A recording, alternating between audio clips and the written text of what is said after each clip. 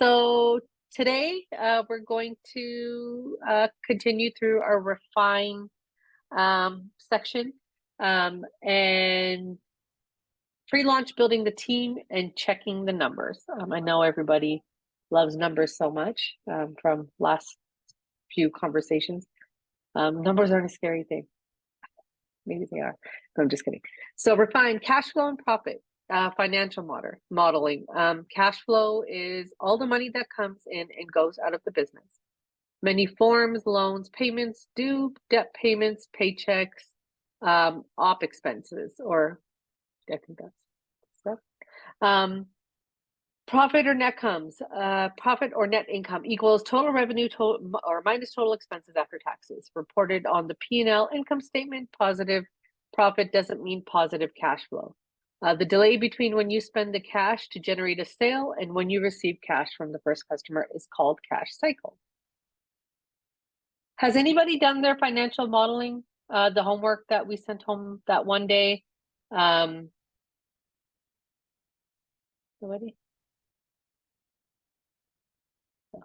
Okay. Refine, measuring cash flow. Methods of measure, the checkbook, one of the most common and least effective ways entrepreneurs attempt to measure their cash flow. A positive balance can give you a false confidence that is all well. The cash cycle, more accurate way to measure and plan for cash flows to analyze business cash cycle. The cash cycle tells the number of days it takes for your business's cash to be invested into your products or services and received back again from sales to customers. The shorter the cash cycle, the quicker the cash is generated and brought back into the business. Does anybody use their checkbook right now? Don't do that.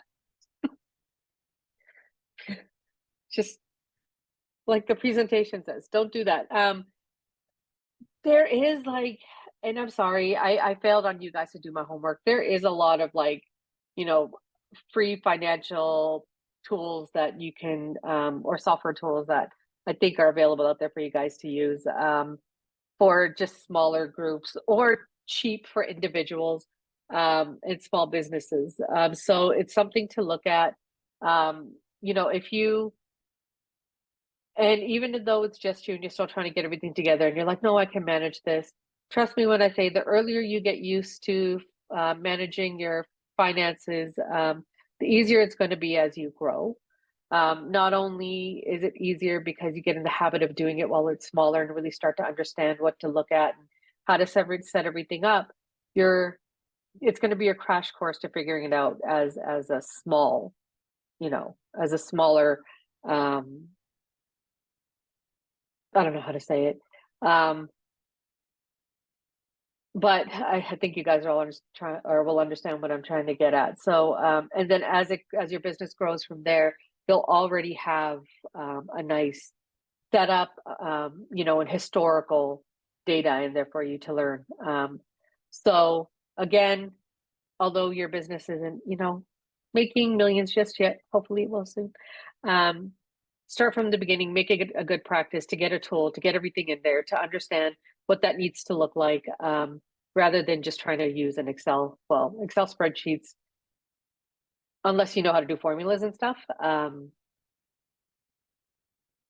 I just think that it's probably going to be better to get a cheap tool for now. So refine, break-even point. Break-even point, BEP, is a total where cash flow is neither positive nor negative and all costs are paid. Break-even points in units equals fixed cost divided by sales per unit minus variable cost per unit. Break-even points in dollars equals sales per price unit times break-even points in units. Refine, financial assumptions and funding. You'll need cash to get your business up and running. Top funding sources, cash requirements, funding sources, approaching funders. So our 185.5 billion is personal savings and credit, 60 is friends and family, 22 is venture capital, 20 is angel investors, 14 is banks, and 5.1 billion is crowdfunding. But from my understanding, which one of these was it?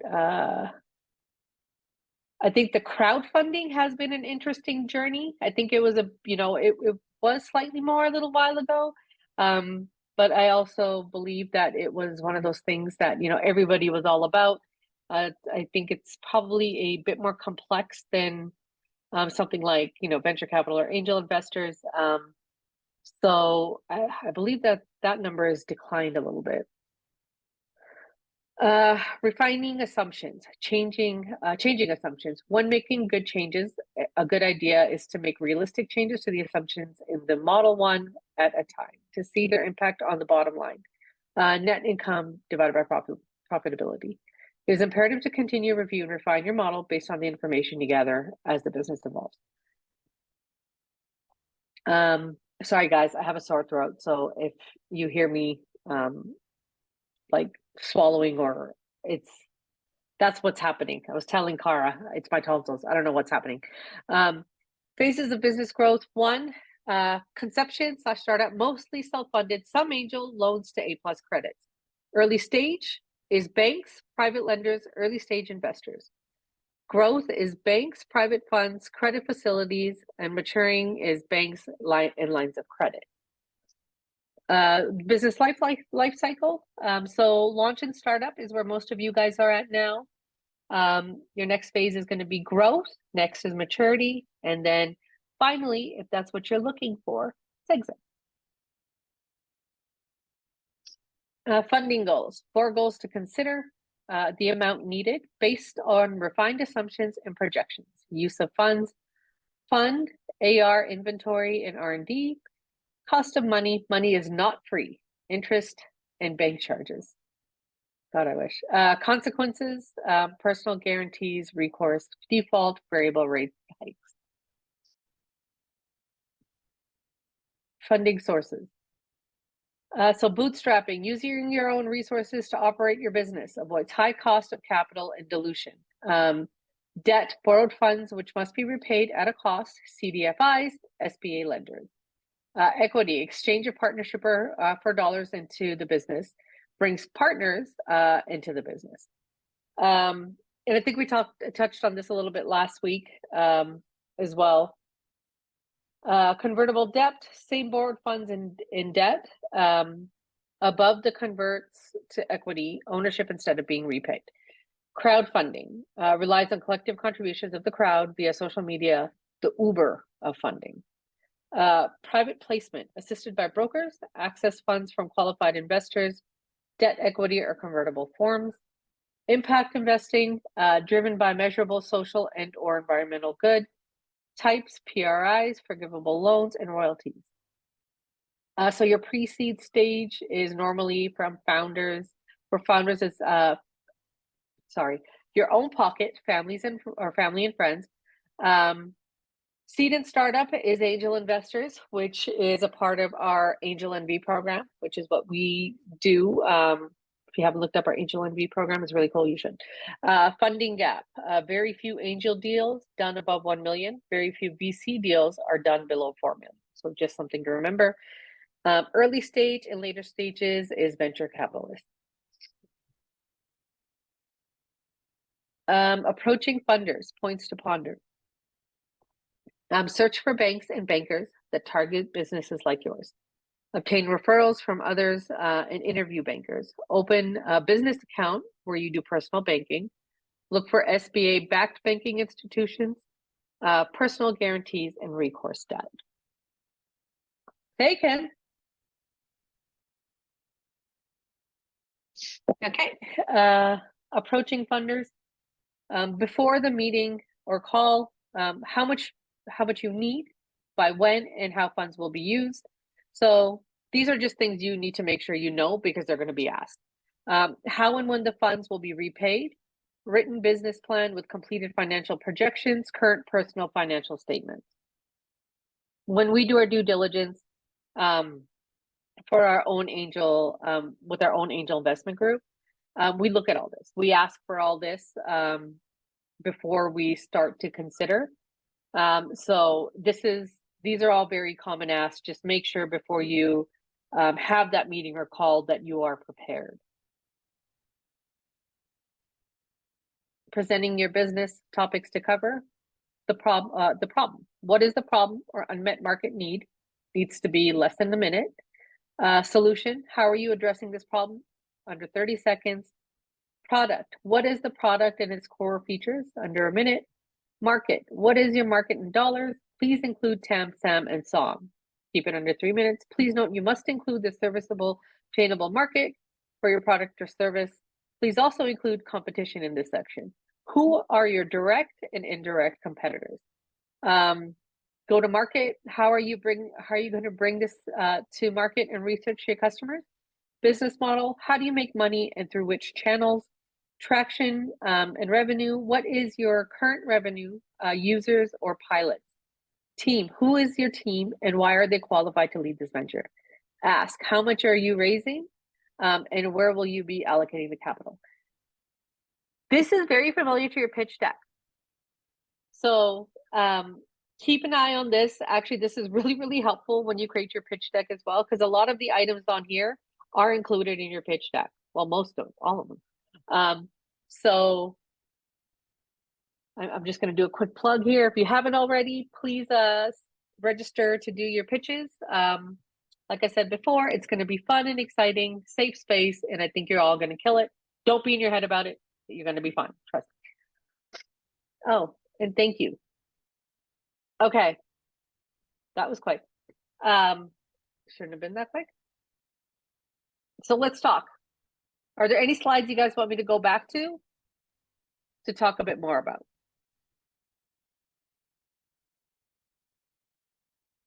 We can also spend some time, if people don't have questions about this topic, we can also spend some time talking about your pitches for demo day. Anyone wants to talk about that? Let me bring that up. Have any of you guys watched any of the videos that we posted regarding TAM, SAM, SOM or Maggie's videos? Do you have any questions about understanding what that needs to look like? So because this is a big or pretty much your pitch deck, take a look at this, ask questions. We have a good 45 minutes. So anyone? Hi, JJ here. And sorry, Hi, JJ. I'm a little under the weather, but No, me too. I get it. yeah, no, I guess it's that time of year that everyone's getting something. But so I know this is about refinance, but I don't know if it's okay to kind of talk about pitch deck as well a little bit, specifically on the TAM, SAM, SOM right now. Yes. But one of the questions I had was when telling the story of TAM, SAM, SOM, the project that I'm working on, it's, I guess, how do it's of course like a development, right? There's a big picture goal, but of course I want to focus more on the MVP to where I know if the hypothesis for this MVP is correct, there will be a trickle down to everything else that I foresee this. Now, when presenting for the pitch deck and the TAM, SAM, SOM, do I just show the end goal TAM, SAM, SOM, or do I focus on what the current like MVP of that is? If that's sorry if that's like super vague too. It's kind of vague, but Cara, did you get it? JJ, I think we had this conversation last week with Maggie, right? I think my question is to you is well, my assumption is you don't want to share just yet exactly what's going on. Is that correct? Oh, I mean, I don't mind like sharing my project a little bit of it, and that might help. Okay, can you? Yeah, if you could give a little bit of context. Yeah. So so for me, I used to be a baseball instructor, and now being a current like data engineer, I'm kind of seeing the world of amateur sports, and I want to try to make it more accessible. Just because of I feel like especially in today's world where everything's coming is so pricey, and it's harder for a lot of kids depending on their current circumstance. they're not able to really like develop those relationships with certain coaches because of maybe just cost.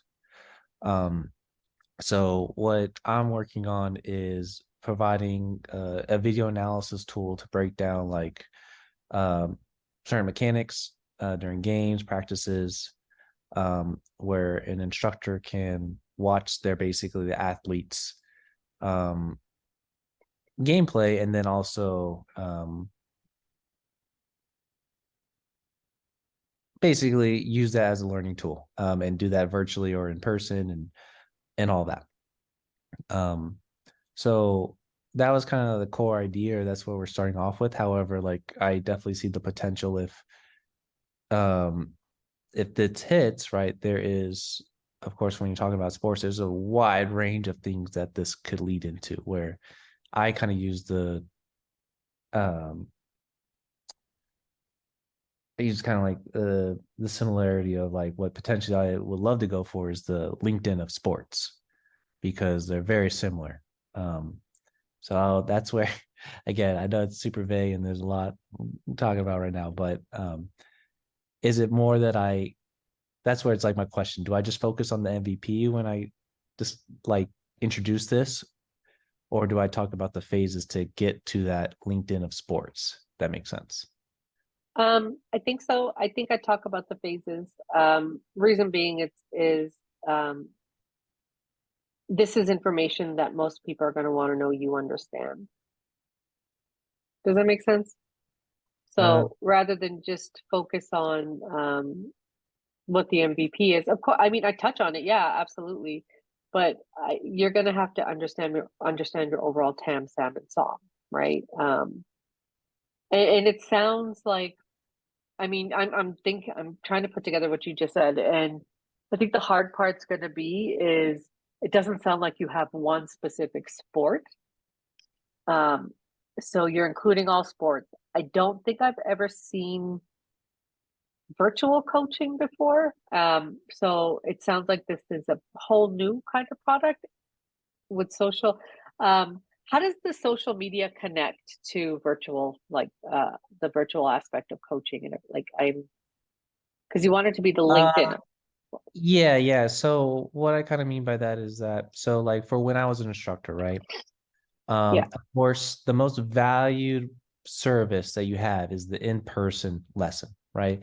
It's because Yes. you're Yeah. there, you're able to talk. However, when you're talking to like a, a younger person or even the parent, um, sometimes they don't know how to communicate what exactly is going on outside of the face-to-face lesson, right? When we're talking about practices or games.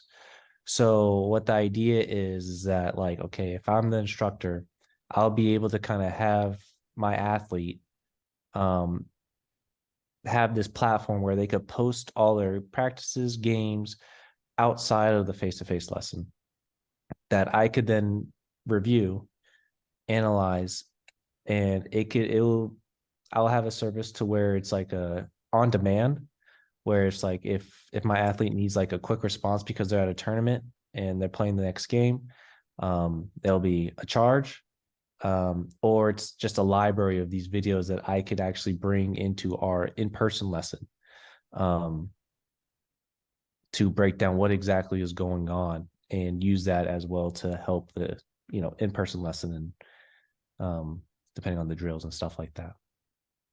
So like the core of it is really like trying to expand the relationship outside of the face-to-face lesson. And your coaches are all over, I mean, the world or the nation. And I mean, yeah, there's potential for that. Like I'm not gonna I so want is to it just you right now that's yeah, well, I'm building this thing right now. So it's me and my friend. We're working on the okay? platform and building it, but um So who's the and sorry, just trying to understand. Who are the on-demand coaches that are giving feedback? yeah, so basically um they would join our platform and it could be like really any instructor. So for me, I grew up playing baseball. I was a baseball instructor, and video analysis is a big part of baseball. So if these instructors aren't working for us, we're providing the tools to help them grow their business. Okay. Is there anybody else around with a similar product or service? I can't think of any. There are like specific competitors. One is, you know, the problem that I see, and I'll start with just a couple of competitors. You know, there are video analysis competitors that instructors use to break down videos. However, they don't provide the option to charge like for an on-demand service. It's more of just like, hey, here's the video analysis tools and you're able to use it. So there's that. But you know, this also gets to the point to where it's technically, since if it's an on-demand like virtual lesson, you're somewhat still competing with online schedulers as well to some extent. And I would love to kind of get into that service as well, just so that it's an all-in-one platform for athletes to go to, and even like the instructors to go to where they could like run their business through our app pretty much. With scheduling platforms, that's a pretty there's a lot out there, you know. I touch on all four. Make sure you understand your TAM, your SAM, your SOM. Try to find the closest. Yeah, I do all four, and then even the MVP. But people are going to ask you about your TAM, SAM, SOM. That's why I'm encouraging you to know what it is and understand it. So, but it's interesting now that I think about it, because you know, I strongly, you know, I believe in all you guys, so I believe you're gonna, you know, make it. It's gonna be great. I'm curious to see when you get big, how many college recruiters actually join your app. Yeah, I mean that's somewhat a part of the, you know, I have this idea of this project where it's, you know, just like a Marvel, you know, cinema, there's phases to this thing, right? So right now we're focusing on phase one of understanding and expanding the instructor and athlete experience. Yeah. And the hypothesis is, because like for me, I feel like that is the strongest relationship like in sports. Because if you find like a one-on-one instructor and you're really comfortable with them, that's kind of like your barber, that's your doctor. Like once when you have your guy, that's your guy, and you ride with them your whole career. So knowing that, you know, for me, it's like athletes, if they go on teams, you know, every year they change teams. Every year they change those travel coaches. They have different players they're playing with. However, they have that constant of the instructor and that relationship every year. So if I'm able to build that, again, the idea of where there is now a value for athletes, parents, to post videos on our platform, in theory and in time, they are actually creating value for themselves for when a college coach is out there. It's naturally building to that. And that's why like I talk about the phase, I kind of talk about the phases, because like phase two, a lot of companies, this is what I've seen, is like they focus on the recruiting side because of course it's like the money grab and every parent wants the best for their kid, you know. However, even though you have to build your, they failed every single time. They failed because like they're trying to build something that doesn't have anything really in it or it doesn't have any value, like which is on there or whatever. So well, yeah, I think you're doing it the smart way, because what you're doing is you're creating consistency, like you said, in that instructor, right? So if there's a way that you have one instructor to work, and I mean, I'm sure there's a lot of different ways you can try to figure this out, but eventually, I mean, you'll build your database, I think, if you focus just on helping the athletes And building a good product there, that would be your natural second step, is then reaching out to colleges and, Exactly. working to, I mean, give access to them, whatever. I'd do a subscription, to be honest. Yeah, that's what I envision. It's like Yeah. maybe a subscription Do model. all three. I mean, all four. Start with the Tam Sam Psalm and then cover your MVP too. Okay, for sure. Thank you. Welcome. Anybody else? Good evening, folks. Hello, everyone. And Hey, Lawrence. This is Lawrence. I got a moment to speak for a hot moment. But there was Okay. a slide early on that I believe I caught the tail end of it, and then you skipped to the next set. Before this, it might have been the first or the second slide. Okay. Tell me when to stop, Lawrence. Okay, this right here. Okay. Yeah, actually, it was this one and the one before it. Yeah. This one? Yep. And the next one is the one that I came in on the tail end of it. So if you won't mind to, I guess cover these two slides, that Sure. would be appreciated. Thank you. So financial modeling, your cash flow is all the money that comes in and goes out of your business. Many forms, loans, payments due, debt, paychecks, operational expenses. Your profit or your net income equals total revenue minus total expenses after taxes, reported on the P&L income statement. Positive profit doesn't mean positive cash flow. The delay between when you spend the cash to generate a sale and when you receive cash from the customer is called cash cycle. Refine measuring cash flow. Methods of measure, the checkbook. One of the most common and least effective ways entrepreneurs attempt to measure their cash flow. A positive cash balance can give you a false confidence that all is well. The cash cycle. The more accurate way to measure and plan for cash flow is to analyze business cash cycle.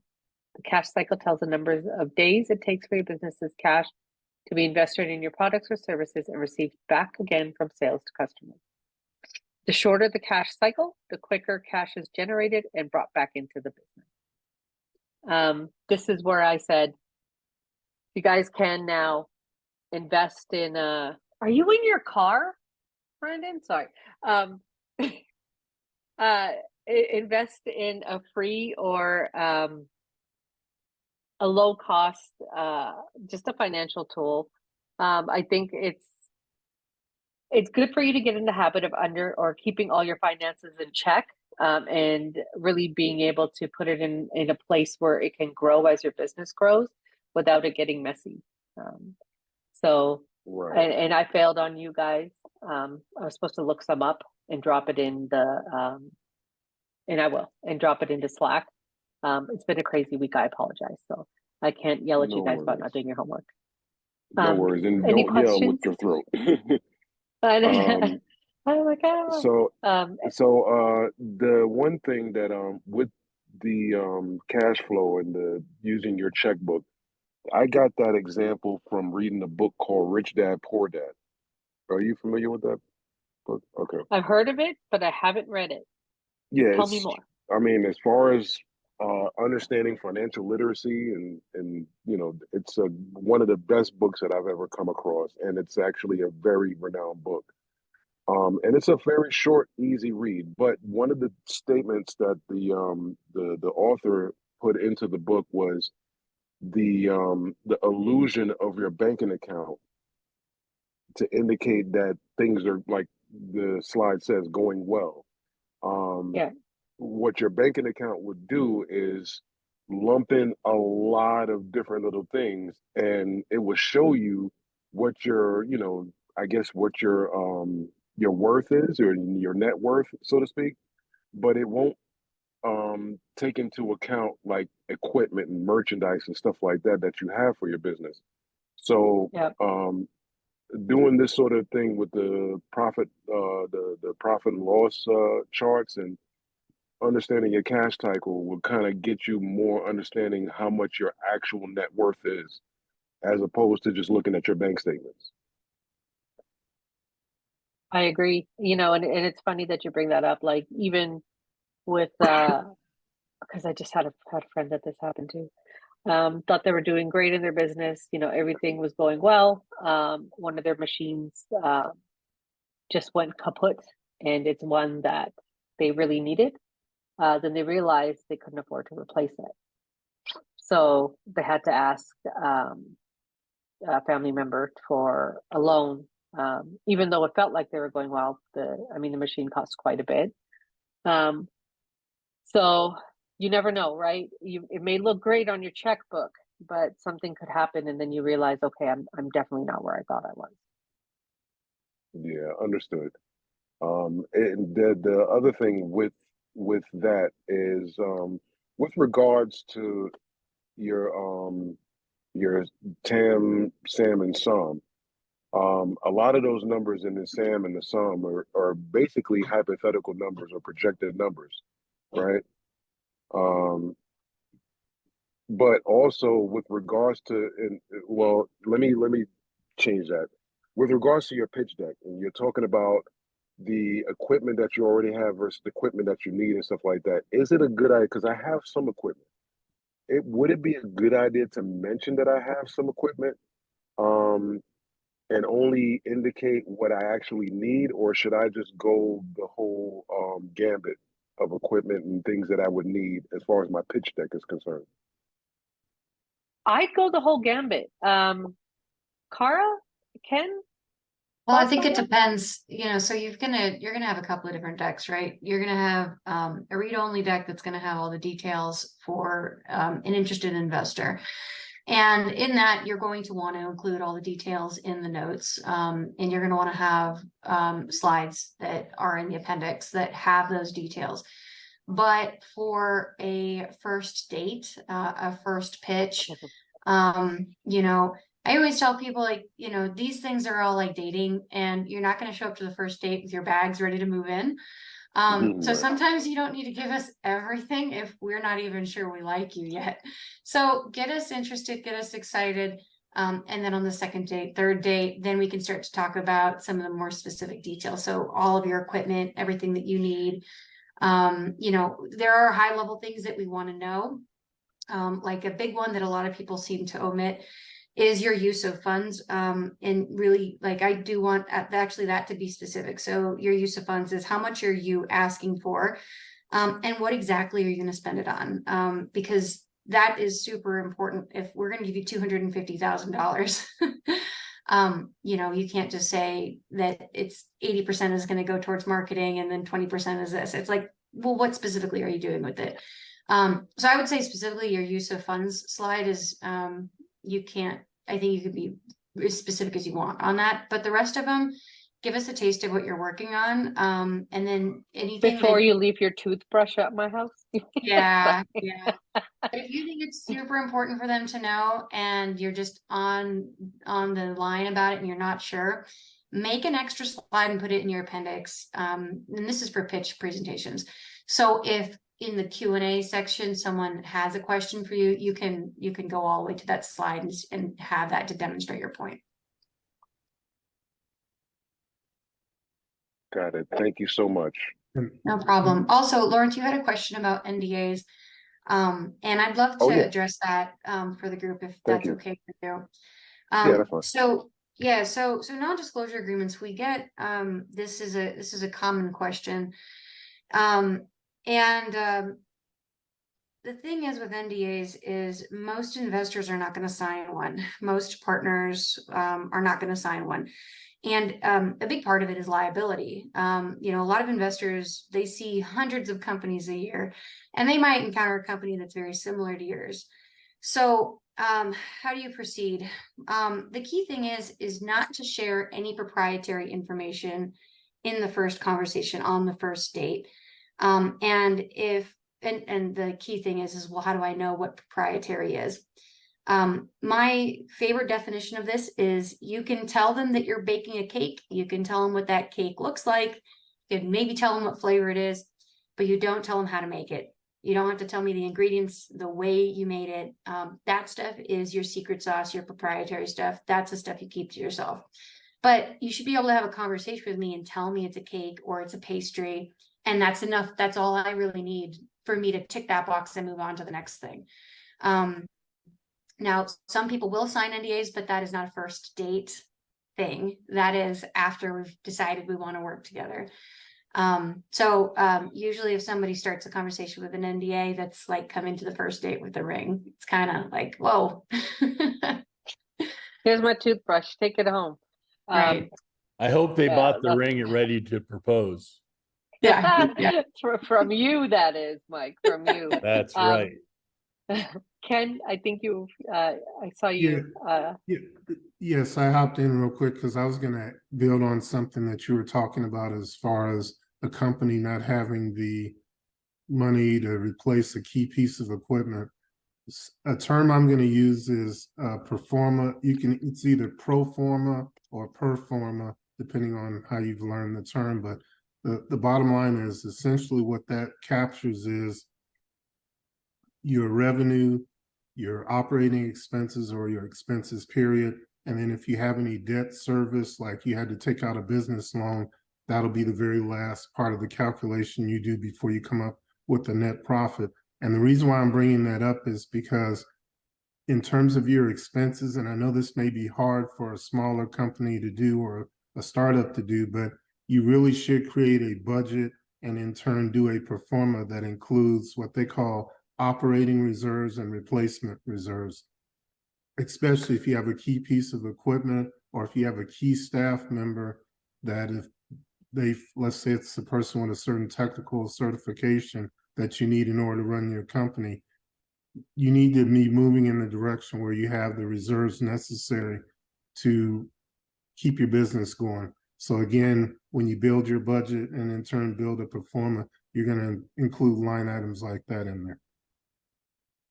So who's signing up to pitch? There's a little hand raiser guy that you can put up on here somewhere. Where is it? It's up top somewhere. All right, David. Awesome. I think Yes. I also Ollie. think that Lorella was asking to see the 3 previous slides. So did she see that? Okay. You're going to send Which the way are we slides going? out, right? Yes, we send them every Monday. And if you guys are not getting my Monday emails, please let me know. From Kara? Is that Kara? Yes. Yes. Hi. Yeah. Okay. Yeah, So, those come through our CRM. So some people may see them coming into your spam folder. So please let me know if you're not getting those. And that's Kara@StartUpNV.org. Just shoot me a note if you're missing anything. And something we talked about as far as the pitch deck, don't think of it as a traditional pitch where you're trying to get money. What we're looking for is you to tell your story and just introduce us to conceptually the direction you're headed in. So fear not. Yes, it's a safe space, we promise. yes. Absolutely. And that offer is still open for whoever needs a shot before they go up. Is there, I see a few hands up. I'm assuming it's because we're all going to pitch. Yes. Yay. So we have 5 people pitching. Yep, we do. I'm excited. This is going to be great. Okay. Any more questions, guys? Just even to prep for your pitch deck. If you're on the fence about it, please ask a question. We can help you through understanding. Ruxana or Kara, I have a question. If people have the template and they start editing it, is it possible for them to get one of us to look at it prior to the demo day? Yeah, so our next class on Wednesday is all pitch practice and prep. So just to get you ready for it. And then if you want to spend your Thursday mentor time talking about this, that's absolutely fine too. We're really here for you to get this ready. So whatever you guys need. I promise you guys will be great. Any questions, guys? Anything else? So I think as we Lauren get ready wants, for. yeah, I think Lauren wanted you to dig through these couple more slides if you want to go over those again. I know we kind of went through it quick.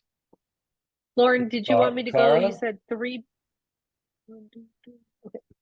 Hello? Hi, Mike. Hey, Mike. I was looking through my emails from you, and it would have been, like the 13th, the 7th, the 30th, right?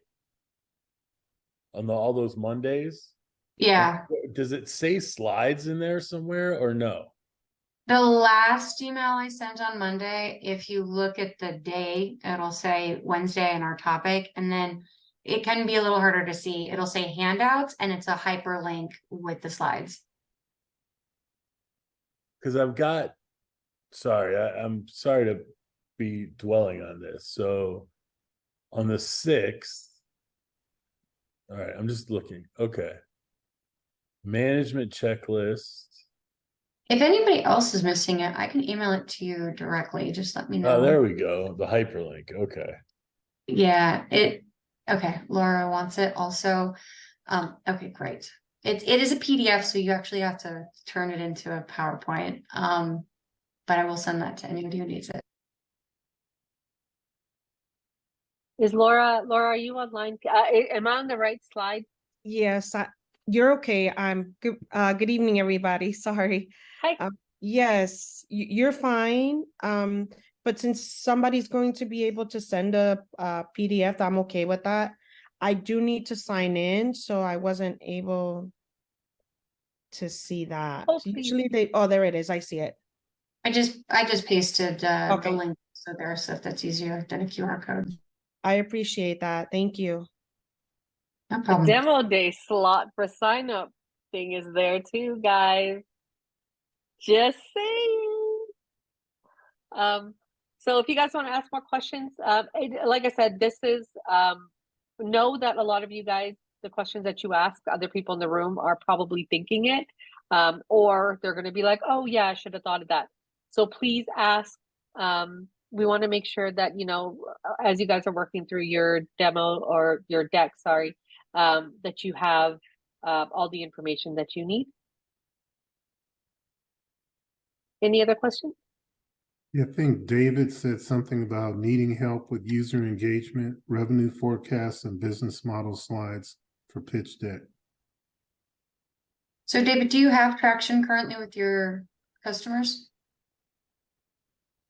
No, not well. Regarding the chair that I'm working on and that I'm putting the pitch deck together for, I have people ready to pre-order, but I'm at a point where I'm not sure how to secure duplicatable process for manufacturing.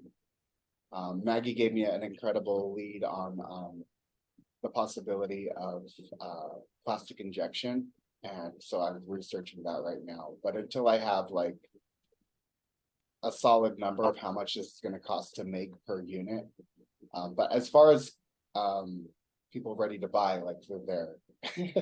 You know, that's actually a really great place to be. A lot of people are the opposite, where they've built the product, they've done all that stuff, and then they're trying to shop around and find customers, and that's not a good place to be in.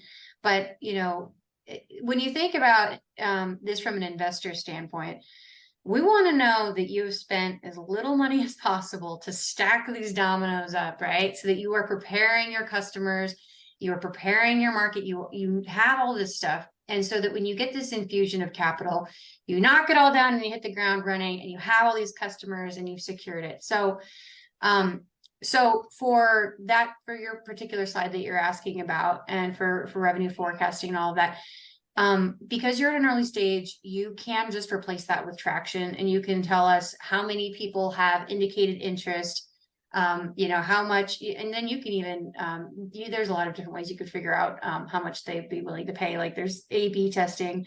I'm not a pricing expert, but there's a lot of great stuff out there on how you can find this information. But the fact is that you have this really, you have a list right now. And that's exciting. So you can take that, you can pull information from that, and you can figure out how much people are willing to pay. Then you figure out your cost of manufacturing on top of that and your profit margins, and you get this infusion of capital and you knock it all down. You pay for your contracts and now you sell your products. And so that's the story that they want to hear when you do the deck, is that people want it and you're just getting ready to manufacture and sell it and you need money to do that. I mean, it's so exciting, but I'm trying not to run ahead of myself. Like, it's been a 13-year process, but I've made the most traction since kind of like Incubate Vegas has helped me to organize all of my chaotic thoughts and everything that I've done, and helping me to remember everything that I must not forget to do. So yeah, I'm really excited to be where I'm at. So thank you guys so much. Awesome. We're excited you're here and we're happy to help. Yeah, and honestly, a good pitch deck is just telling that story to us in a really concise and specific way. So you've got the story. If you can just put it into that outline, and Rukshan, if you want to put that back up, go back to that one. If you can just tell your story in these slides, that's it. That's the ticket. And Perfect. Thanks, Cara. Thank you guys. and the other thing, to go back to I'm not sure if it was David or someone else that said that there was David had mentioned there's a component you're not sure what the cost of it is going to be. What I would say is really important is to document your assumptions that are used to produce your projections.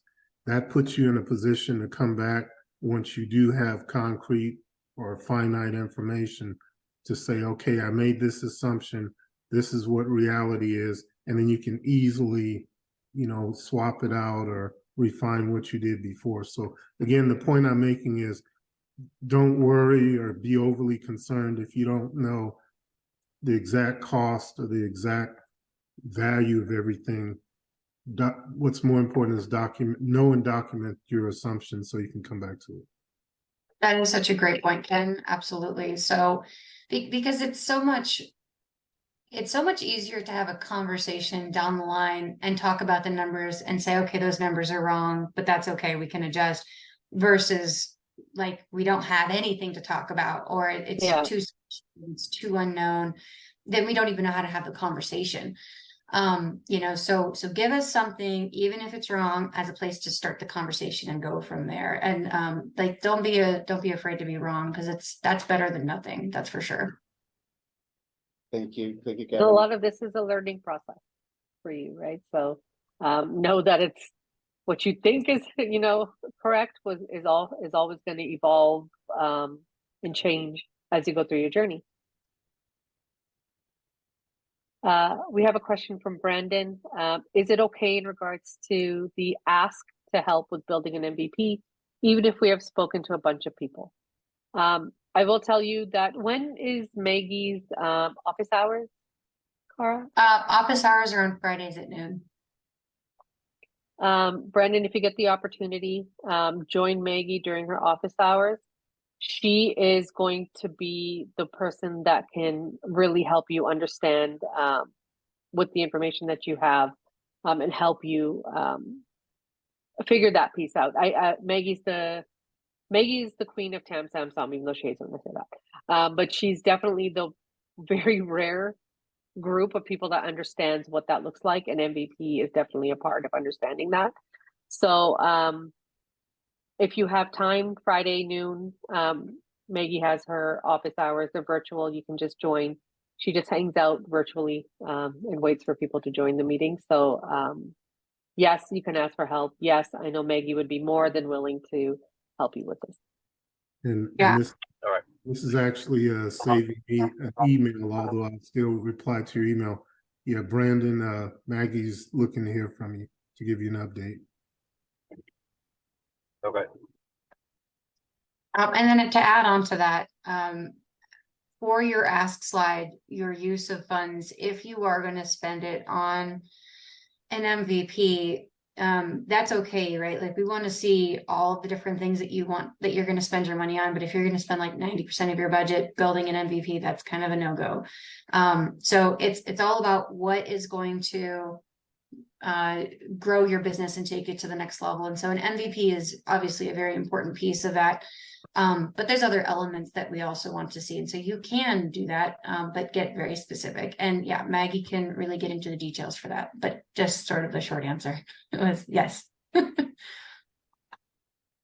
yeah, I was just thinking that, it'll be a part of, the total, marketing and everything like that, kind of seeing if those, everything, you know what I mean, to get more traction, from the idea, essentially. Thanks. Yeah, we can hear you. Yes, I agree. Okay. Okay, Brandon. Don't forget to reach out to All right. Maggie. She's waiting for you. All right. Anybody else? And that goes for anybody here. Maggie's office hours, she's there. If you guys need help with anything, please, please, please know that.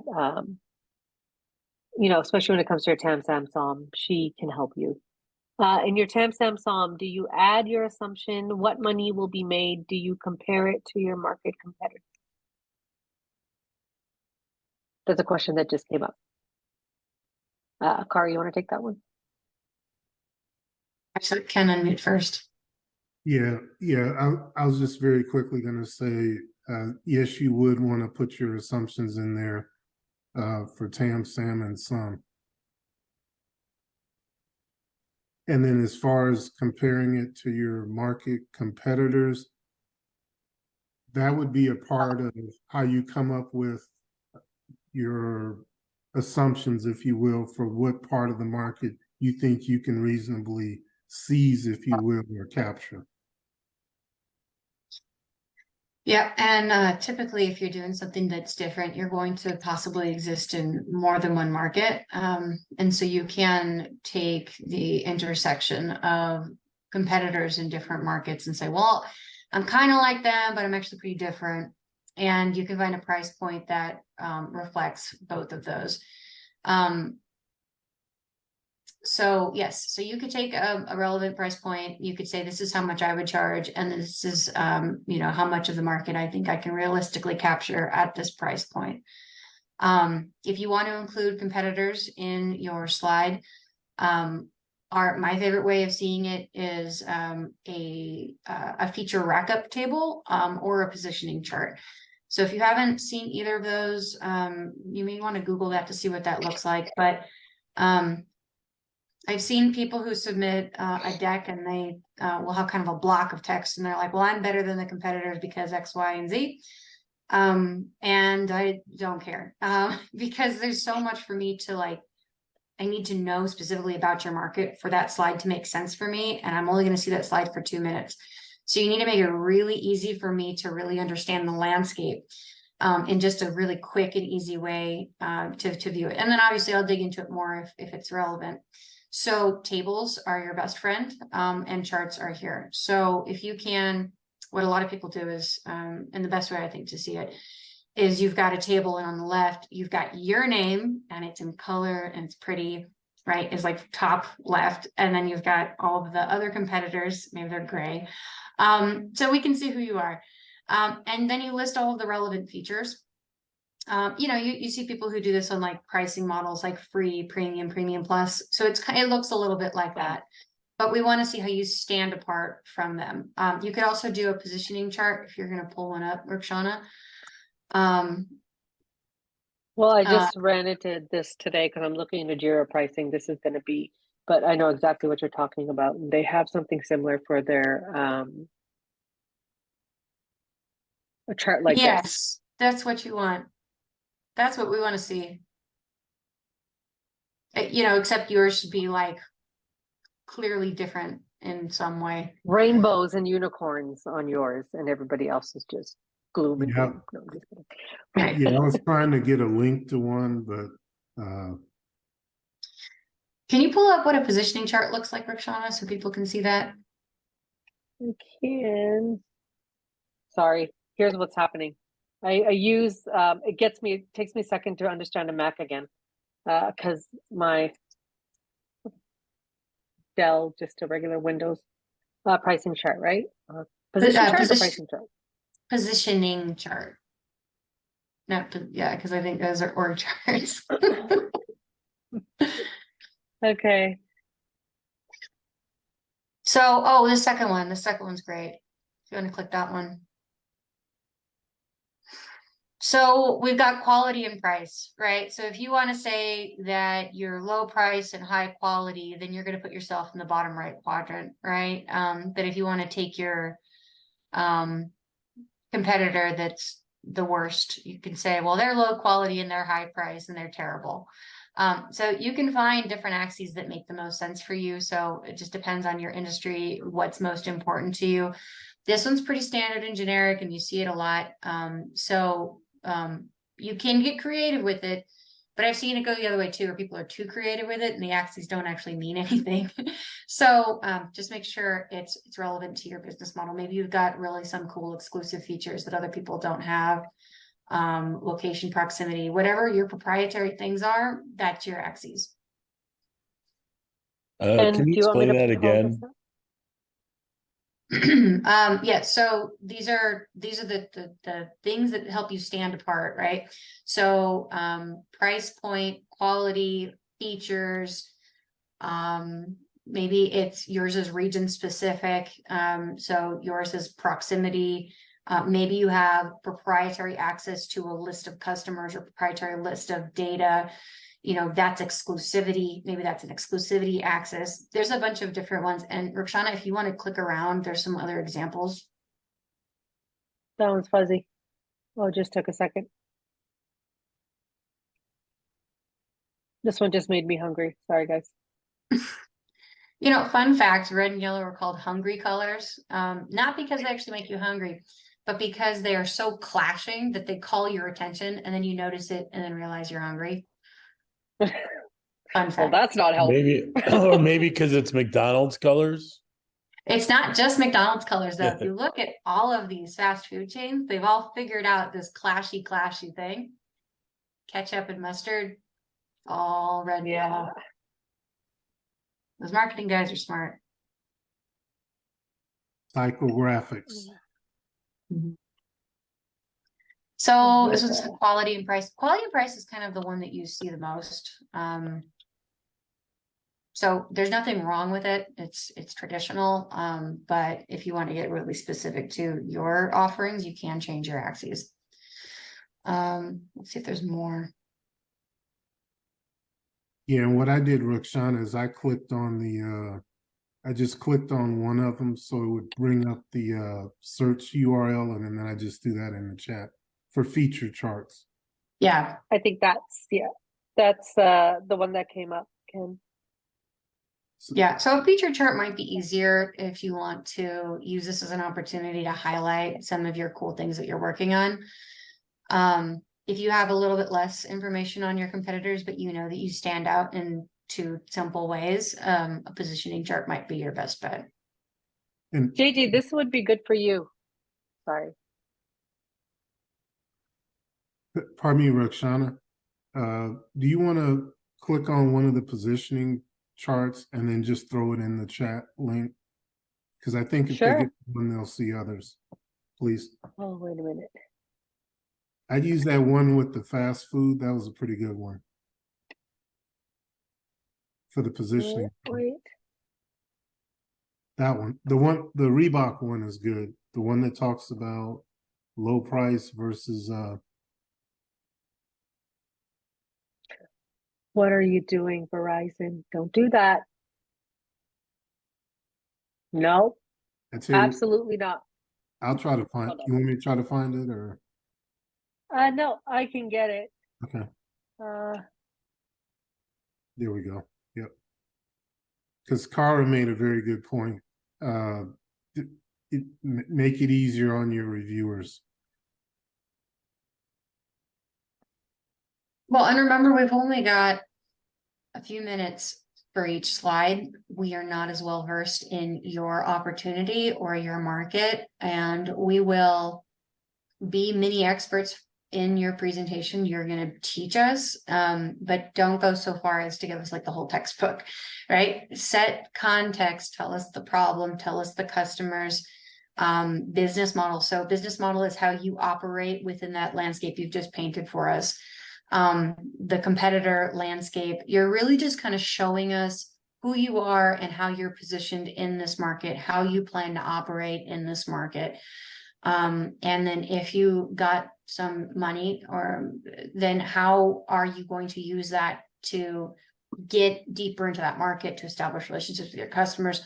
Like, how are you going to do that to grow? Like, that's what we want to know. So everything is just paint the picture, make it really simple. Pictures, icons, charts. That's really the best way to do it.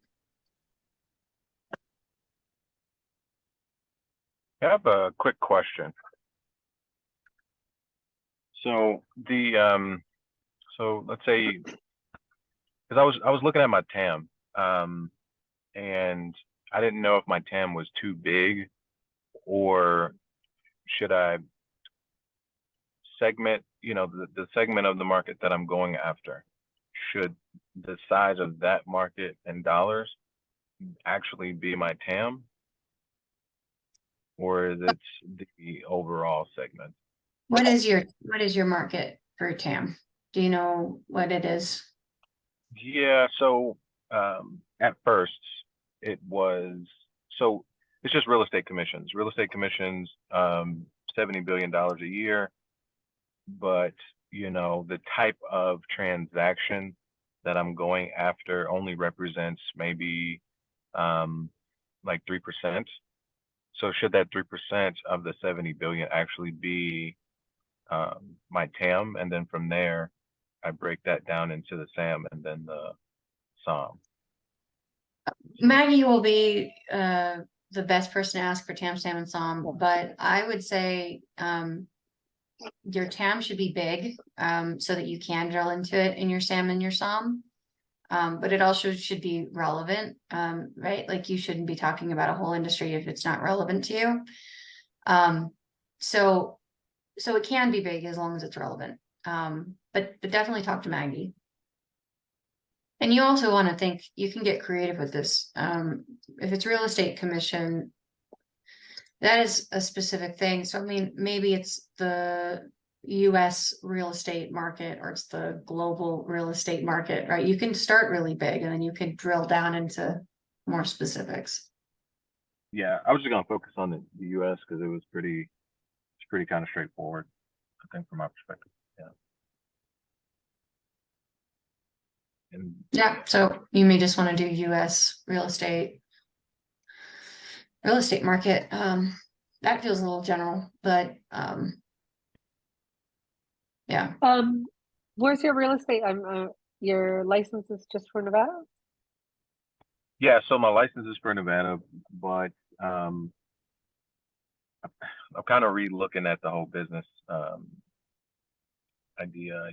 There was a specific problem that I actually kind of came into the incubator with, but I'm able to refer, and vice versa. Other agents are able to refer business across, the nation, and I don't necessarily need to be licensed in those other jurisdictions.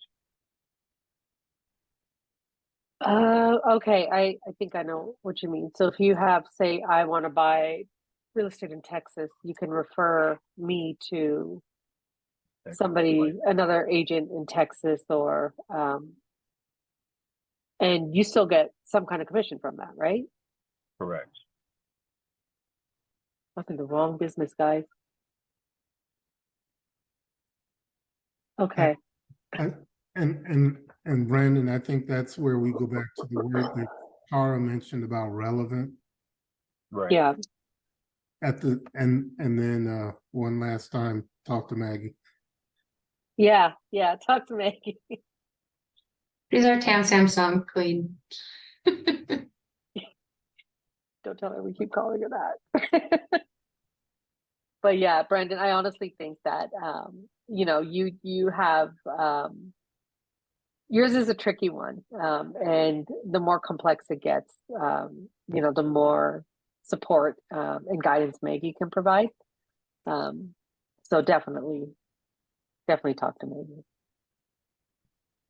Sorry, I know. I wish I could be like, no, this is what you need to do, Brandon. But That's fine. I want I to make sure understand that we're a little. setting you up for success. Yeah. Yeah. I guess I do have a question about the business model. So if I'm more of a transaction-based type of business, and I have a marketplace component, is it okay to mix the two? Or should I focus on like, okay, on just one over the other? So in a business model slide, we want to know all the different ways you're planning on making money. We want to know that you've been really thoughtful about it. That you're not leaving money on the table. So I think you could mention more than one. But everything that you mentioned, we would also want to see a price point. We want to also know, is it a single payment? Is it recurring?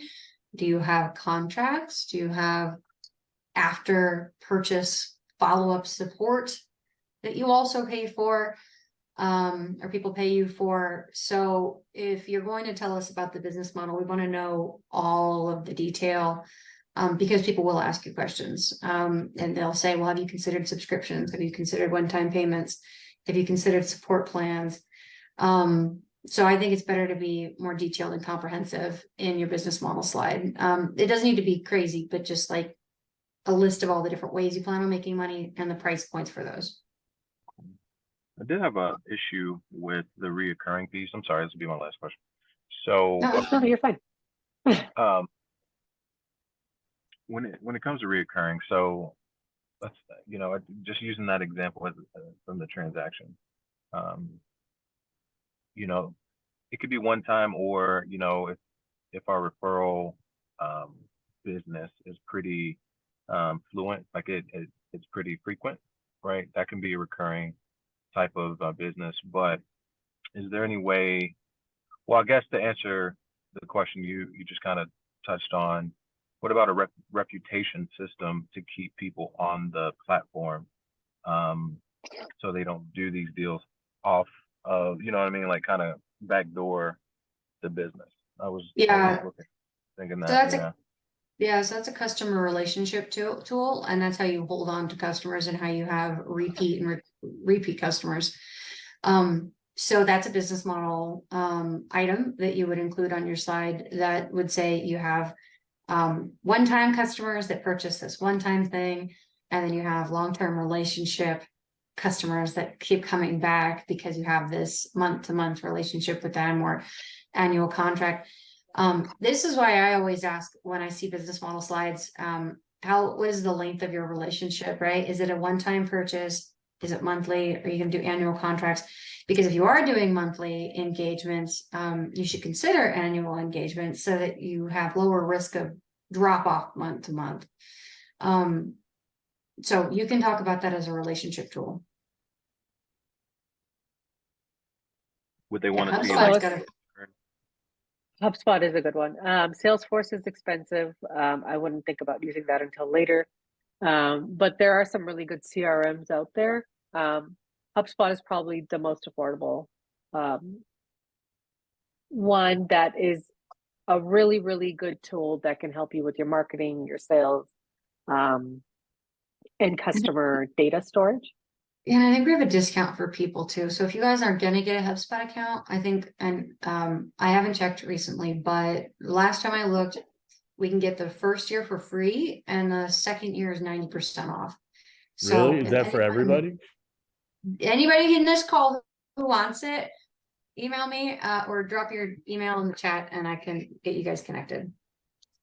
And then while we're on this, like, what about website building? Like, is there, like, I wanted, obviously mine is an online marketplace and I searched it and I saw it for a little bit. I saw one, but nothing that I was like overly.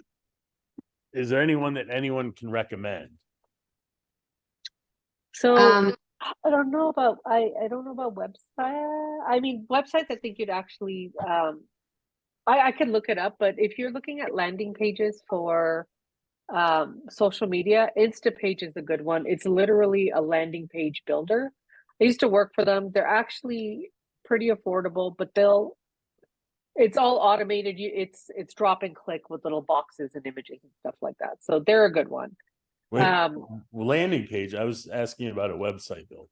Yeah, well, I started with the landing page, but that's more for social. Sorry. But let me see if I can find a good website builder.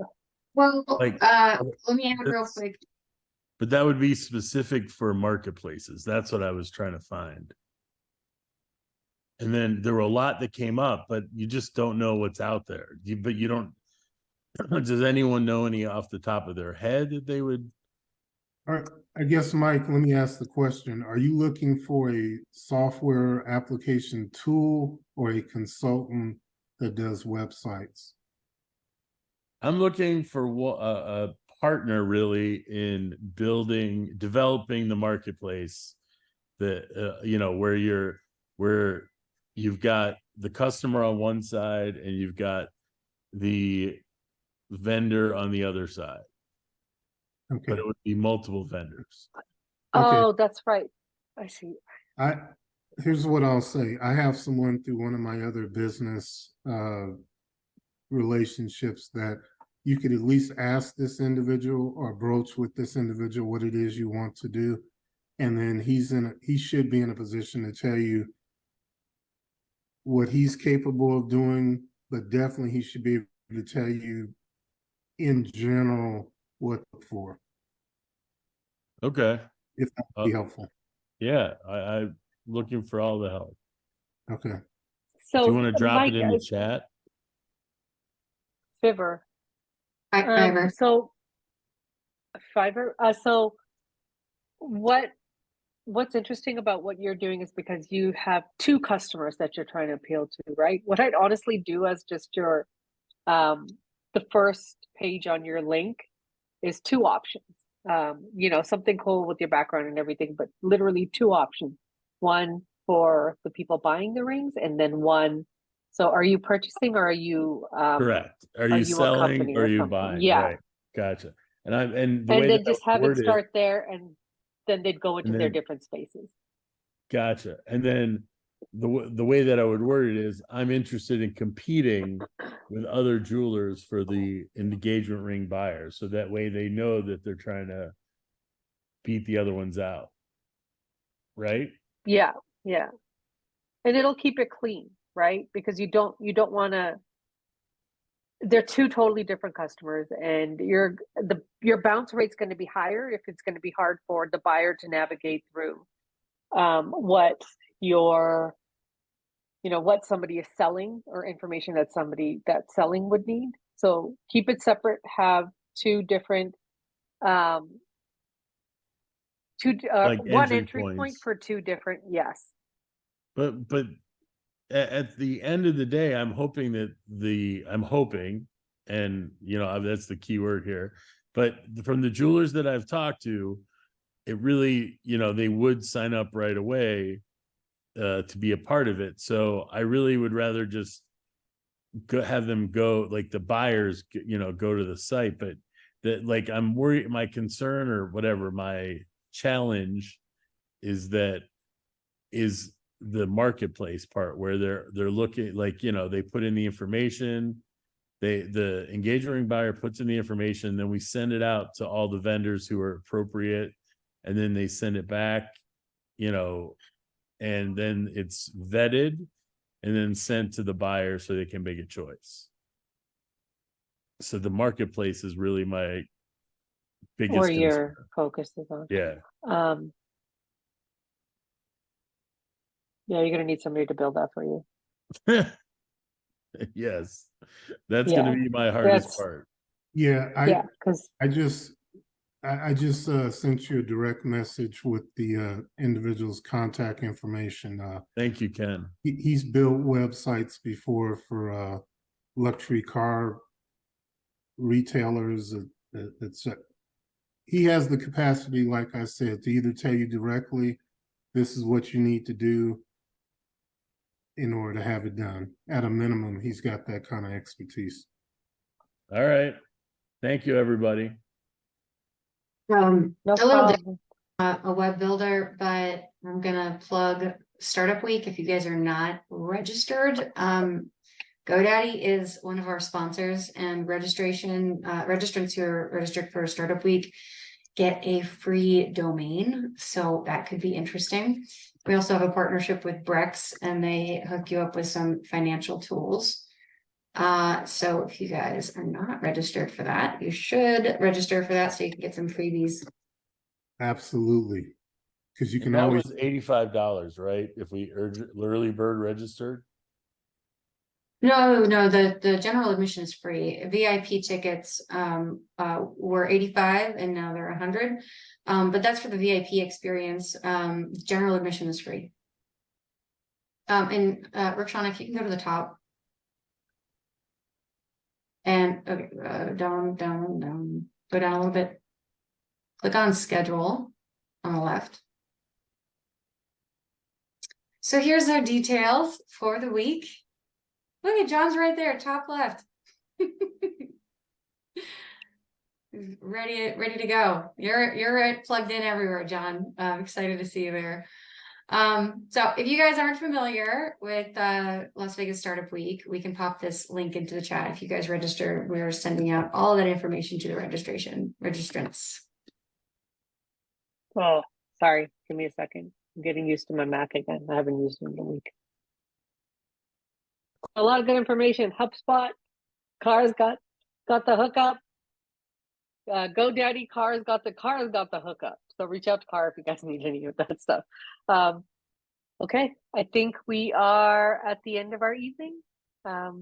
Any last questions? Any last comments? No? So don't forget, mentorship night is tomorrow. It's going to be virtual. Please join. Also sign up to do your pitches. I highly encourage it. You guys are going to be great. Don't be in your heads about it. Have fun with it. If you do need help with Tam Samsung, Brandon, please get a hold of Maggie. Don't forget, Maggie does have office hours. Utilize her during that time. That's why she's there. And then final thing is, if you haven't checked in already, please check in. And I think that's it. Yep, I'm also All office right. hours on Friday. So if you guys have more questions about some of those resources I mentioned, I'll be there at noon on Friday. All right, And is the- anybody that's go ahead, Brandon. No, I was just gonna ask, Slack for office hours? You can Slack us for office hours, but it's on the calendar. It's on the And- calendar. Yeah, Friday at noon if you guys. Okay. Here, I will. Here's Can I the get the Zoom. check-in slide? Friday at noon. Yes, you can. Oh, I hate it when it sticks a stupid thing here. It's the worst thing ever. Sorry, guys. Let me bring in. There you go. Okay. Also, sign up for demo day, Brandon. It's right there. All right, guys. Anybody that's feeling under the weather, I hope you get better soon, and we'll see you guys tomorrow night.